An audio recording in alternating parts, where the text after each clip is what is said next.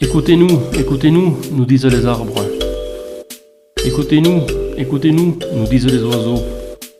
Écoutez-nous, écoutez-nous, nous disent les ruisseaux. Écoutez-nous, écoutez-nous, nous disent les abeilles. Écoutez-nous, écoutez-nous, nous dit la nature. Mais nous n'écoutons rien. Aussi, écoutez FN 82 qui parle à la nature qui a besoin de nous et de nous qui avons besoin d'une nature. Tous les mercredis à 15h,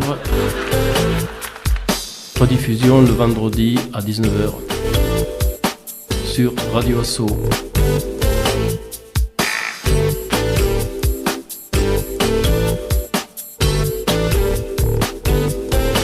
Bonjour, Dominique Quentin. Aujourd'hui, nous recevons l'association de soutien et de développement à l'éco-hameau de Verfeil-sur-Seille. Où se trouve l'éco-hameau de Verfeil ? À Verfeil-sur-Seille, donc dans le 82. C'est où ça ? C'est pas très loin des Gorges de l'Aveyron. C'est à une quinzaine de kilomètres de Saint-Antonin-Noble-Val. C'est pas très loin de Villefranche-de-Rouergue, de Caylus, Parisot, Lexos. Voilà, le centre du monde, quoi. Voilà, justement, un éco-hameau, pourquoi pas, mais pourquoi à Verfeil ? Pourquoi à Verfeil ? D'abord parce que c'est un endroit super. C'est un endroit où, depuis très longtemps, il y a une vie associative, une vie culturelle, particulièrement à travers Acte 2, donc, qui est organisé pendant 23 ans un festival de musique, principalement de musique et d'autres spectacles, tous les étés. Et que quand il y a eu un questionnement sur où installer un éco-hameau, sur les 300 mairies qui ont été sollicitées, il n'y a eu que, je crois, une dizaine de réponses, dont 9 négatives. Et la seule positive était celle de Verfeil-sur-Seille, qui était à l'époque sous la responsabilité, enfin la commune était sous la mairie de Marie-Fernande de Jackson. Et donc ça lui semblait une question intéressante. Comment revitaliser le village, comment recevoir des gens, tout ça. Donc elle s'est posé la question et du coup, ça s'est fait à cet endroit-là. Oui, mais Madame le maire était enthousiaste sur le projet, mais ce n'était pas le cas apparemment d'une partie de la population. Puisque nous, France Nature Environnement, nous avions été sollicités pour lutter contre la création de cet éco-hameau. Bien sûr, nous n'avons pas donné suite, puisque nous sommes favorables à ce genre d'éco-hameau. Mais apparemment, il y avait quand même une certaine résistance. Oui, alors, une résistance de très peu de gens en réalité, parce que la plupart du village était tout à fait favorable à l'installation de l'éco-hameau. Et c'est d'ailleurs tout à fait une particularité de ce projet, c'est qu'au lieu d'être fait et de mettre la commune devant le fait accompli, de dire voilà, nous sommes une bande, nous voulons faire ceci, nous voulons faire cela, c'est un projet qui a été soutenu toujours avec la mairie, avec la plupart des habitants. Mais comme toujours, les gens trouvent que c'est une excellente idée. Oui, on va construire des maisons, il va y avoir des jeunes, des enfants, l'école, la poste, etc. Donc tout ça, c'est une très bonne idée, tant que ça ne se passe pas à côté de chez moi. Il y a combien d'habitants à Verfeil avant votre arrivée ?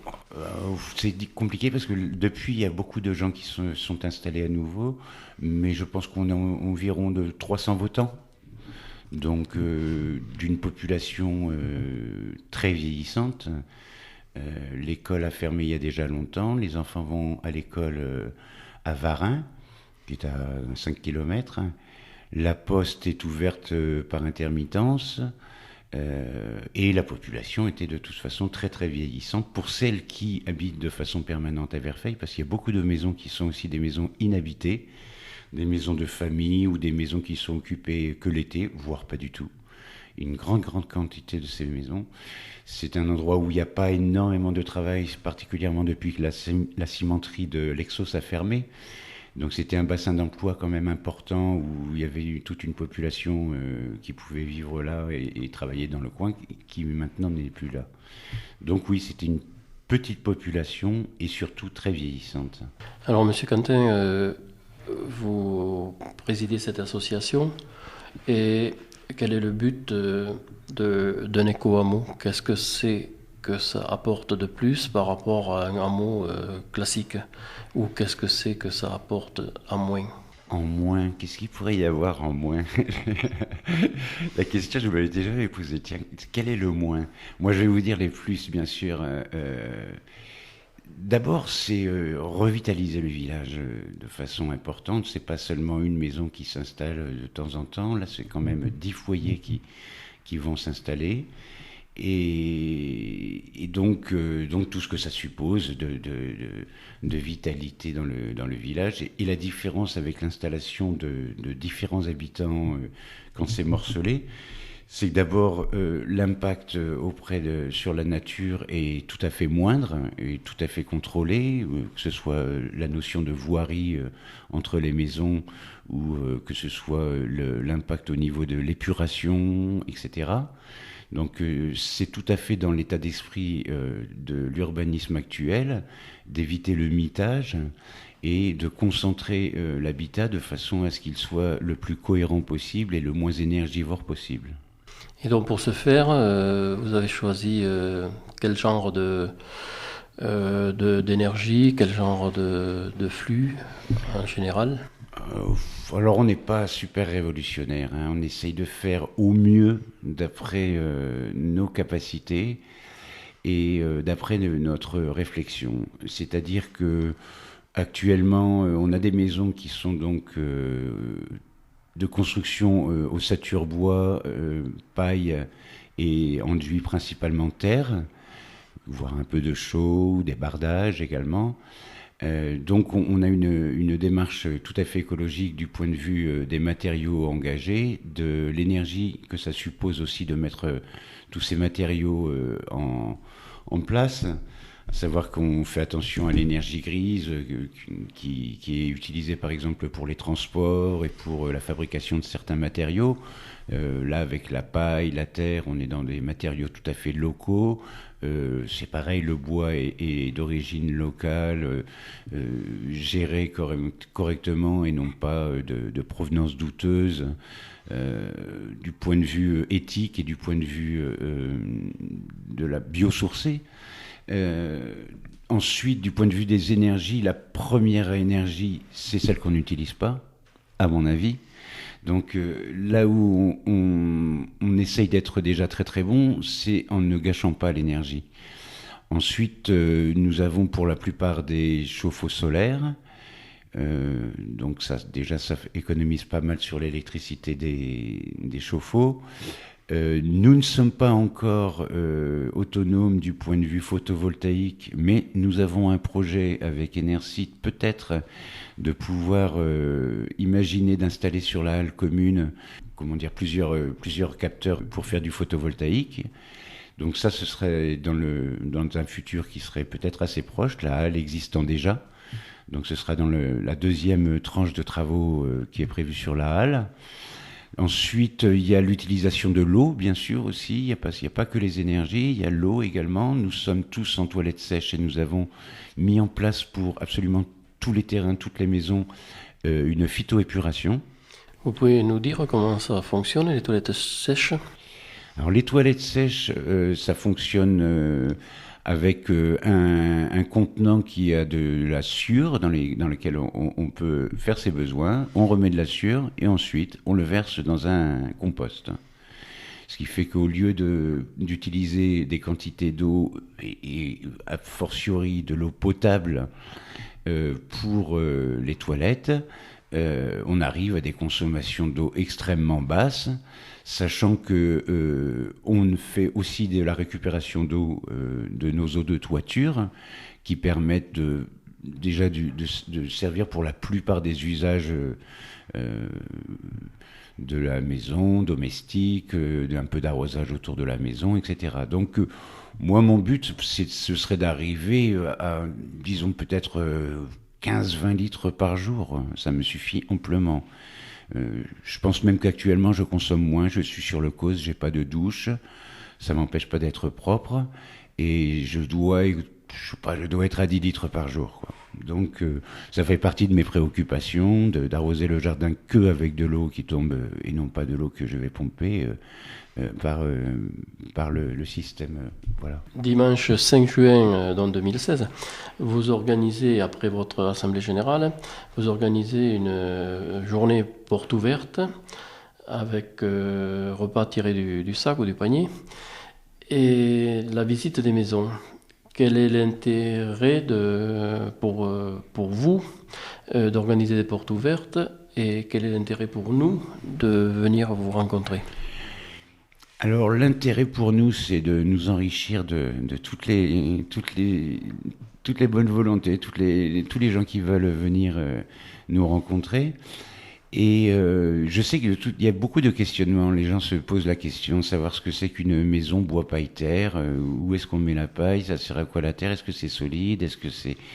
Voilà, c'est pour répondre à toutes ces questions, comme on est nous-mêmes déjà très occupés par la construction de nos maisons et par notre vie privée et professionnelle. C'est un temps où on peut manger un morceau, boire un coup avec les copains et leur expliquer, répondre aux questions. C'est aussi un moment où tous les gens peuvent se rencontrer, des gens de toute la région qui se voient pas forcément d'habitude, mais c'est une occasion, quoi. En plus, il y a des gens qui se demandent depuis longtemps, cet éco-hameau, est-ce qu'il a réussi à se mettre en place ou pas, parce qu'il y a eu des problèmes plutôt juridiques avec les voisins qui ne voulaient pas. Et du coup, ça leur donne l'occasion de venir voir que oui, on existe, oui, ça avance, le jardin pousse, les enfants, les arbres et les maisons, tout ça avance gaiement et de façon très, très soutenue. Est-ce qu'il existe d'autres exemples d'éco-hameaux en Tarn-et-Garonne? Alors, je pense pas qu'il en existe en Tarn-et-Garonne. Il commence à y avoir pas mal de projets un peu partout. Il y a beaucoup de projets et peu de réussite parce que les gens se perdent souvent pendant le long chemin qui est nécessaire pour la réalisation de ce genre de projet. C'est quand même très ambitieux, hein. C'est non seulement du point de vue de l'urbanisme, du point de vue de se mettre d'accord avec tout le monde, la mairie, les voisins, etc. Acheter le foncier, de tout ça, ça demande beaucoup d'organisation et ce sont souvent des projets qui sont longs à mettre en place et les gens se perdent ou les gens arrêtent, les gens changent de projet, les gens déménagent ou changent de vie, les couples se séparent. Du coup, voilà, tout ça est très très long et il y en a peu qui soient vraiment déjà en place. Il y en a un peu partout en France et en Europe. Il y a pas mal d'initiatives qui vont dans ce sens-là. Donc il y en a de plus en plus et ça va de plus en plus vite. Mais en Tarn-et-Garonne, je n'en connais pas. En termes de coût, une maison dans un éco-hameau, ça coûte plus cher qu'une maison en rase campagne ou en traditionnel. Ou est-ce que c'est l'inverse? Alors plutôt que traditionnel, les maisons que l'on voit, je les appellerais conventionnelles parce que la tradition c'était des matériaux respectables et la convention c'est maintenant souvent des matériaux que je respecte moins comme le ciment qui lui-même nous respecte pas non plus. Donc d'une part je pense que la construction écologique n'est pas plus chère que la construction conventionnelle ou pas beaucoup plus chère, surtout qu'elle est très très très très vite compensée par les économies qui sont induites par le type de matériaux. On a des telles performances avec les murs paille que ça évite d'avoir à mettre en place beaucoup d'isolants chers et compliqués et longs à mettre en place. Donc au bout du compte, on a très vite une économie de ce point de vue-là. Et puis, il y a aussi tous les modes de fabrication qui sont complètement différents. Beaucoup sont entièrement ou partiellement autoconstructeurs, ce qui fait que rien que le fait déjà de travailler soi-même sur sa maison, ça fait économiser de l'argent. Ce sont des techniques qui sont souvent relativement légères, qui ne demandent pas forcément de gros de gros engins, de grues, etc. Donc facile à mettre en œuvre avec des amis. On fait également des stages de formation où on apprend aux gens à mettre eux-mêmes en place, que ce soit l'ossature bois, la paille ou les enduits terre. Donc c'est beaucoup de travail collectif, que ce soit sous forme de chantier participatif ou de chantier école. Donc ils sont vraiment encadrés avec formateurs, formation théorique et pratique. Donc quand on allie toutes ces bonnes volontés, ces matériaux peu chers, et on arrive à des prix qui sont, à mon avis, en dessous du conventionnel de très bonne qualité. Oui, mais ça c'est vrai également s'il s'agit d'une maison donc bioclimatique qui est isolée.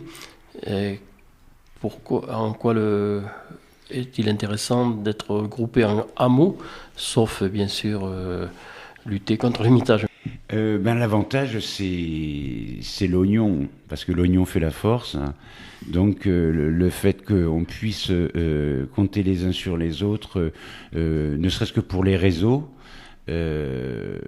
on commence à avoir de très très très bons réseaux, que ce soit sur la scierie, les provenances pour la terre ou les sables, parce qu'il n'y a pas un sable, il y a plein de sortes de sables qui, selon les utilités, on doit aller les chercher à des endroits différents les uns des autres. Il y a la connaissance du terrain, etc., où on peut s'entraider, où on s'entraide tout de suite, on sait quels sont les types de fondations qui vont bien convenir, on connaît les modes de fabrication, donc on est beaucoup plus rapide et beaucoup plus efficace à être à plusieurs, voire à prêter le matériel. On a un pétrin qui est excellent pour faire les enduits, alors que tout le monde ne se paye pas un pétrin au triphasé. Souvent les gens le font avec une bétonnière, mais ça marche beaucoup moins bien. Tout seul chez soi avec une bétonnière, c'est la galère. À plusieurs, à l'éco-hameau avec le pétrin, c'est du bonheur. Hein.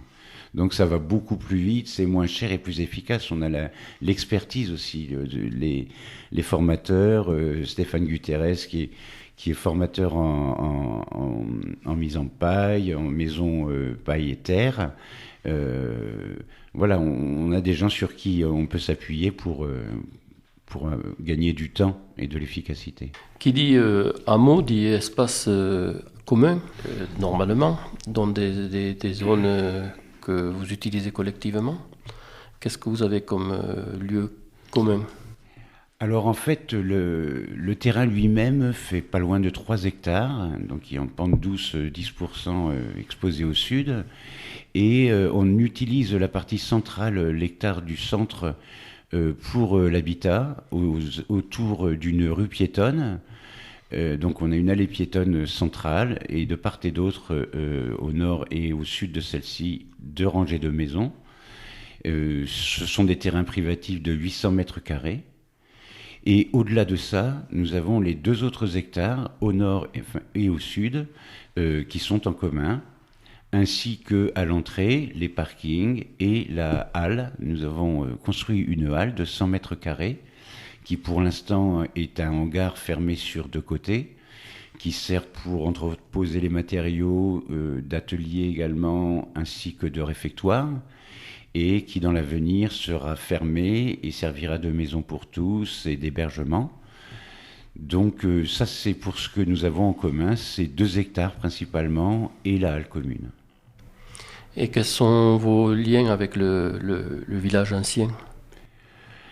Le lien est très très proche, nous ne voulons pas être un camp retranché, nous sommes de Verfeil, nous sommes avec Verfeil, et le maximum de ce qui est organisé l'est avec la commune, souvent sous la halle du village ou à la salle des fêtes du village, même si nous avons des spécificités où il peut y avoir des stages spécifiques qui se font à l'éco-hameau, nous sommes avant tout de Verfeil et non pas en dehors de Verfeil. Vous parlez de stages, de formation, c'est à titre lucratif ou c'est juste du bénévolat? Alors, il y a des stages qui sont organisés par Debout la friture, qui sont des stages de formation tout à fait sérieuse, professionnelle, qui intéressent des architectes, des artisans ou même des gens qui veulent construire leur maison. Il y a des stages qui sont même d'un niveau supérieur, là, qui sont pour former même des formateurs pour les techniques de la paille et les enduits terre, qui sont maintenant reconnus et qui ont des documents d'utilisation en tout cas. Maintenant, ce sont des matériaux qui sont reconnus. Donc oui, il y a des formations à tous les niveaux. Ça peut être juste une participation à un chantier participatif, auquel cas on a juste du travail, on fait principalement du chantier. Et il y a également des stages plus sérieux où il y a la moitié du temps qui est consacré à la théorie, toutes les théories sur l'isolation, les membranes, tous les principes d'isolation, voilà. Et on vient de loin à Verfeil? Oh, oui, il y a des gens qui viennent d'un peu toute la France. Il y a un ami là qui va venir s'installer avec nous qui vient de Montréal.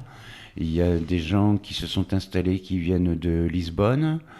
On a pareil des gens d'un peu partout, de plusieurs endroits en France qui sont venus s'installer. Oui, c'est un peu ouvert, très ouvert même.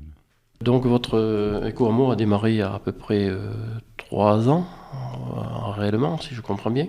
Les premières constructions, il y a 3 ans, vous me reprendrez si je me trompe.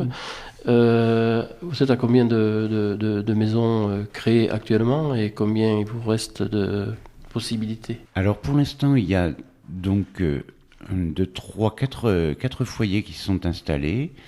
Ma maison va l'être bientôt aussi, donc il y a 5 maisons qui sont prêtes et il y a une autre maison avec 2 foyers qui est en cours de fabrication et il y a 3 terrains donc qui seraient encore disponibles pour accueillir de préférence des familles. Nous sommes très souvent sollicités par des gens qui sont à la retraite ou qui vont l'être. Et nous ne sommes pas tous très jeunes et nous avons essayé quand même d'avoir un équilibre de génération de façon à ce qu'il n'y ait pas que des vieux ni que des jeunes. Et comme il y a peu d'emplois, on a du mal à avoir des familles qui s'installent. Donc on favorise a priori l'accueil de familles. En tout cas, il y a 3 terrains qui sont disponibles. De manière globale, les gens qui viennent s'installer là, dont s'ils ne sont pas retraités, ils vivent d'un travail local ou... Alors, il y a il y a plusieurs cas de figure. On recycle un peu des ingénieurs qui ont voulu sortir de leur cursus. Nous avons donc 2 ingénieurs informatiques qui se reprofessionnalisent dans la permaculture et dans les soins médicaux. Donc on a un jardin en permaculture qui est en train de s'installer. Est-ce que vous pouvez nous en parler un peu de jardin en permaculture? Qu'est-ce que c'est la permaculture? Donc la permaculture, c'est une technique qui permet de faire pousser des plantes principalement pour nous, c'est pour se nourrir, hein, donc plutôt pour un potager. Et la différence avec une culture traditionnelle, c'est qu'on va tenter de ne pas amener, de ne pas donner d'intrants, et de préparer la terre de façon à ce qu'elle soit elle-même suffisamment riche pour recevoir les plantes qu'elle va faire pousser. Donc c'est la différence et beaucoup dans la façon de gérer le sol, en le respectant, en le laissant vivre, plutôt qu'en l'éventrant et en rajoutant des entrants pour faire pousser quelque chose. C'est plutôt améliorer la terre elle-même de façon à ce qu'elle soit équilibrée et qu'elle puisse porter les fruits et les légumes dont on a besoin. Et voilà, donc c'est pour votre besoin local ou c'est pas pour être commercialisé? Alors d'une part, il y a notre besoin, et bon, quand même, s'il y en a eu 10 familles avec les enfants et tout, ça peut faire un besoin quand même relativement conséquent. Et d'autre part, on pourra en commercialiser, et on commercialise déjà quelques légumes quand on en a de trop. Et d'autre part, Daniel est formateur en permaculture, donc il organise des stages de formation où les gens viennent apprendre tout le concept de la permaculture, qui est un concept vraiment complet sur le design du jardin, où doivent être situées les choses les unes par rapport aux autres, l'arrosage, les économies d'eau, etc., etc. Tout ça répond à une formation que Daniel donne.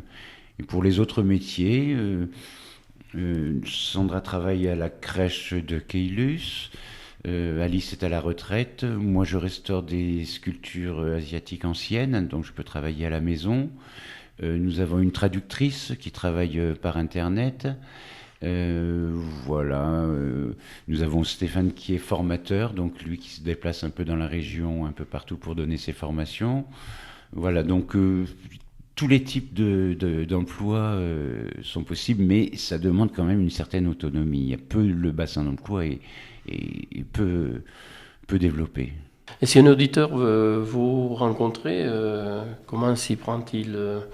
Vous avez quels sont vos moyens de communication? Donc sur internet, à Éco-Hameau de Verfeil-sur-Seille, vous avez un blog sur lequel vous aurez un historique assez complet de toute cette aventure depuis le début jusqu'à maintenant. Et vous pouvez poser des questions, vous pouvez intervenir. Nous faisons aussi en ce moment presque tous les mois des journées d'accueil pour les gens qui souhaiteraient construire chez nous. Donc tous les gens qui ont des questions de toutes sortes sur le fonctionnement, sur le côté juridique, le côté comment ça se passe, le groupe, la gestion du groupe, tout ça, on y répond pendant des journées entières que l'on consacre à recevoir les gens et à leur faire visiter les maisons. La prochaine sera le 21 mai. Donc voilà, il faut se signaler et puis on organise des journées spécialement sur le sujet.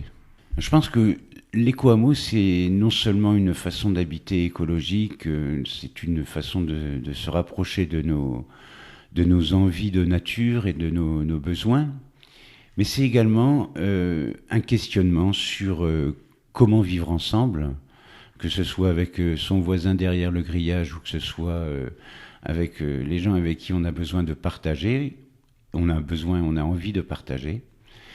Et donc, plutôt que d'avoir un lotissement avec 10 foyers derrière leur grillage, on adhère à cette idée que ensemble, on peut peut-être vivre mieux, plus intelligemment, dans de meilleures relations, pas seulement de voisinage, mais de collaboration à plein de niveaux. Et c'est ce pari-là aussi, l'éco-hameau. C'est pas seulement se construire une maison pour y habiter avec son petit foyer, sa petite famille, ses enfants, tout ça. C'est aussi se poser la question de comment faire ensemble. Ensemble avec le village de Verfeil, mais également ensemble entre nous. Donc toutes les questions qui se posent sur que faire des 2 hectares que nous avons en commun, quelles sont les activités qu'on pourrait recevoir dans l'éco-hameau, qu'est-ce qui nous intéresse de faire dans la vie en général, tout ça, on le mouline lors de cercles de parole, où chacun est entendu, écouté même, où les sujets sont posés à l'avance de façon à ce qu'on puisse y réfléchir, et chaque chose est décidée comme ça. Peut-être pas la première fois, peut-être que ça va revenir 2 fois, 3 fois, 4 fois en conversation, jusqu'à ce qu'on trouve une solution. Et donc c'est éviter de se mettre dans l'opposition, c'est essayer de faire avec les autres. C'est très intéressant d'ailleurs d'entendre souvent, on attend son tour pour parler, on s'aperçoit que le voisin vient de dire ce que l'on pensait. Donc ça c'est un mode de gestion aussi du groupe qui se rapproche de la sociocratie, donc une façon différente de prendre des décisions qui ne sont pas celles de la démocratie avec des représentants, mais qui est une façon de se poser la question à chaque fois de quelles sont les meilleures solutions pour qui, quand, comment, et tout est remis en question en permanence. Et ça n'empêche pas d'avancer, sauf que les décisions, au moins, elles sont vraiment prises collégialement, et on n'est pas mis devant quelque chose après. Voilà, donc cet aspect-là aussi est très très intéressant. Sociologiquement, c'est super intéressant de voir ce qui se passe dans un groupe comme ça, hétéroclite, qui veut se mettre d'accord pour habiter ensemble quelque part. Oui, vous venez de dire qu'ils viennent de se mettre d'accord pour habiter ensemble. Ce qui veut dire qu'il y a une certaine connivence entre chaque adhérent de votre projet collectif. Mais si une personne est intéressée par une maison biodynamique comme cela, mais n'a pas la même approche de la vie que vous, est-ce que vous allez refuser de l'intégrer ? Sa conception de la vie, on a tous des conceptions différentes. Simplement, il faut avoir envie de partage. Si c'est quelqu'un qui ne veut pas dire bonjour à son voisin, il faut qu'il trouve un autre terrain. Il va pas être bien avec nous et on va pas être bien avec lui. Donc non, ce serait pas la solution. On préconise de ne pas mettre de haies entre les maisons qui nous empêchent de parler ensemble, par exemple. La haie doit pas excéder 1,40 m, 1,50 m de hauteur. Oui, nous sommes vraiment dans une... C'est pour ça que ça s'appelle un hameau, hein. Sinon ça s'appellerait un lotissement. Lotissement, on ferme tout le monde, on n'est pas obligé de parler à son voisin. Un hameau, on est proche les uns des autres, on se connaît, on se parle. Bien, monsieur Dominique Quentin, je vous remercie d'avoir bien voulu nous éclairer sur l'éco-hameau de Verfeil. Et nous vous disons à un prochain rendez-vous lorsque le hameau sera entièrement occupé. Voilà, donc le dimanche 5 juin, nous avons ces journées portes ouvertes. Venez voir par vous-même et on aura peut-être l'occasion de se rencontrer. Merci de m'avoir accueilli. Au revoir. Écoutez-nous, nous disent les arbres. Écoutez-nous, nous disent les oiseaux. Écoutez-nous, nous disent les ruisseaux. Écoutez-nous, nous disent les abeilles. Écoutez-nous, nous dit la nature. Mais nous n'écoutons rien. Aussi, écoutez FN 82 qui parle à la nature qui a besoin de nous et de nous qui avons besoin d'une nature. Tous les mercredis à 15h, rediffusion le vendredi à 19h sur Radio Asso.